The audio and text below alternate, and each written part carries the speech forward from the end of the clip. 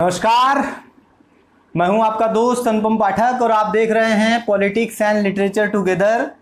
आज मैं एक ज्वलंत मुद्दे पर बातचीत करने के लिए यहां पर उपस्थित हुआ हूं, जिस पर पूरी एक आंदोलनों की बाढ़ आ गई है। युवा पूरी तरह से जागरूक हो चुका है और बहुत सारे लोग उस पर आवाज़ उठा रहे हैं। वो ये है कि जो एसएससी, रेलवे और तमाम प्रकार की नौकरियां फंसी हुई, इस पर सरकार आखिर कब कोई कदम उठाएगी।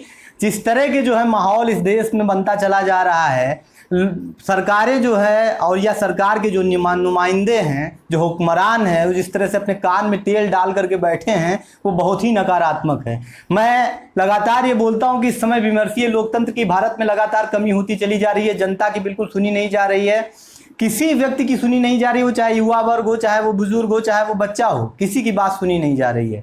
असल में ये जो विमर्शीय लोकतंत्र की कमी है, उसके वजह से सरकार जो चाहती है मनमाना करती है। एक बार आप वोट दे दीजिए, फिर चुपचाप बैठ जाइए। और जो भर्तियां हैं, उनके मामले में जो प्रॉब्लम्स है बहुत सारी, अगर आप रिकॉर्ड उठा करके देखना शुरू कर दीजिए। 2019 में एनटीपीसी रेलवे की बम्पर भर्ती आती है, उसका रिजल्ट आज तक कहीं दिखाई नहीं दिया। रिजल्ट छोड़िए, अभी तक एग्जाम ही नहीं कराया जा सकता, जिसमें दावे किए गए थे कि जब आप एक बार परीक्षा दे देंगे तो आपको पैसा वापस हो जाएगा। और तमाम सारा ग्रुप डी का और रेलवे की बहुत सारी भर्तियों को इन्होंने फंसाया हुआ है। सीजीएल का 2018 में जो इन्होंने नोटिफिकेशन जारी किया था, उसका भी डिस्क्रिप्टिव एग्जाम का रिजल्ट तक नहीं आया है। वो डेढ़ साल, दो साल उनको एग्जाम कराने में लग जा रहे हैं। इधर उत्तर प्रदेश में आप देख लीजिए, 69,000 की जो भर्ती है उसे फंसा करके रखे हैं शिक्षकों की। तीसरी तरफ आप जो है वो देख लीजिए, वीडियो का जो भर्ती आया हुआ था, उसका परिणाम आ गया है, बच्चों को नियुक्ति नहीं मिल रही है। तो इस तरह की पूरी धांधली पूरे प्रदेश में, देश में पूरी तरह से चल रही है। और एक जो नेताजी बैठे हुए हैं, दोनों जगह एक ही नेताजी बैठे हुए हैं, जो चाहते हैं, उनके जो मन में आता है वो करते हैं और दूसरों की कुछ भी सुन नहीं रहे हैं। असल में जो सबसे बड़ी समस्या है वो ये है कि जब कभी इन हुक्मरानों से या इन नुमाइंदों से बातचीत की जाती है या पूछा जाता है, या इनके जो आयोग तमाम सारे बने हुए हैं उनके अधिकारियों से बातचीत करते हैं, तो पता चलता है कि वो ये बता देंगे कि धांधली हो रहा है, यहाँ ये प्रॉब्लम हो गया, इसलिए नहीं आ रहा है, पेपर आउट हो रहा है। बड़ा सवाल ये है कि जब आप 2014 का चुनाव कराते हैं, सन 2019 का चुनाव कराते हैं, तो पूरे देश में कम से कम 60 से 70 करोड़ लोग उसमें वोट डालते हैं, उसमें धांधली नहीं हो जाता है। उसको आप धांधली, और अगर हो भी जाता है तो उसे या तो मानने के लिए आप तैयार नहीं है। परीक्षाओं में आपको चारों तरफ धांधली दिखाई देती है। धांधली असल में या तो सरकार शामिल होकर के उसमें कराती है कि हम जब चुनाव आएगा तो एक लब्बो लुआब के तौर पर एक जो लेमन चूस जिसको बोलते हैं, या लॉलीपॉप जिसको बोलते हैं, कि आप पकड़ा देंगे कि अभी ये भर्ती आने जा रही है, उसके नाम पर जो है युवाओं का वोट ले लिया जाएगा और इसके बाद उनको 5 साल बैठा करके आराम कराया जाएगा, जो कि बहुत नकारात्मक है। एक समय जब 1975 में इमरजेंसी लगाई थी जो है इंदिरा गांधी ने, तो दुष्यंत कुमार जी ने लिखा था कि एक गुड़िया की कई कठपुतलियों में जान है। आज वो कविता थोड़ा सा मॉडिफाई कीजिए आप, तो बस यही पढ़ने लायक बचा है कि एक गुड्डे की कई कठपुतलियों में जान है, आज शायर ये तमाशा देखकर हैरान है, और कल मिला था एक नुमाइश में चीथड़े पहने हुए, मैंने पूछा नाम तो बोला कि हिंदुस्तान है। वो चाहे अर्थव्यवस्था हो और चाहे रोजगार हो, हर मुद्दे पर लगातार सरकार फेल है। और रोजगार के मुद्दे पर तो अब युवाओं ने मोर्चा खोल ही दिया। आप देख रहे हैं, वो मन की बात करते थे, काम की बात तो उन्होंने की नहीं। तो जो वो मन की बात थी, उसको जिस तरह से लानत भेजा है देश के युवा वर्ग ने, डिजिटल इंडिया की बात करने वालों के जो मुंह पर ये तमाचा मारा है, वो काबिले तारीफ है। और ये जो आंदोलन है, speak up for railway and SSC students, ये लगातार जारी रहना चाहिए। सरकार तक लोगों की बात पहुंचे, कम से कम उनके कान में जो ये तेल डाल करके हुक्मरान बैठे हुए हैं, वो अपनी लाइन पे आए, मोर के साथ खेलना बंद करें, बांसुरी बजाना बंद करें, और कम से कम जो बेरोजगार लोग हैं उनकी चिंता करना शुरू करें, अपने आयोगों को दुरुस्त करें जिनमें लगातार धांधली चलती चली जा रही है।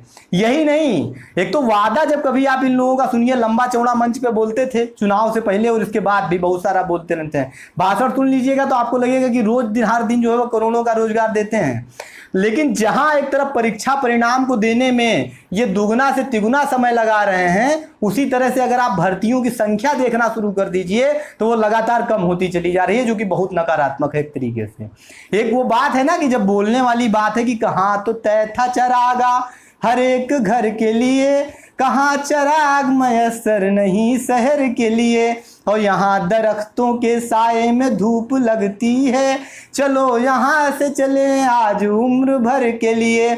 और एक आपके लिए जो बात कही दुष्यंत ने कि जो आदमी को जो है वो उसको क्या लग रहा है ना, जो निजाम बैठा हुआ है, जो आदमी ऐसे बांसुरी बजा रहा है या मोर के साथ खेल रहा है या जो भाषण स्पीच केवल दे रहा है, उसे लग रहा है ना कि आपके अंदर से कोई परिवर्तन आने वाला नहीं है, आप उनके खिलाफ कोई आवाज नहीं उठाएंगे, तो वो चुपचाप बैठे हुए हैं और कोई कदम उठा नहीं रहे हैं कि वो मुतमईन है कि पत्थर पिघल नहीं सकते, मैं बेकरार हूं आवाज में असर के लिए।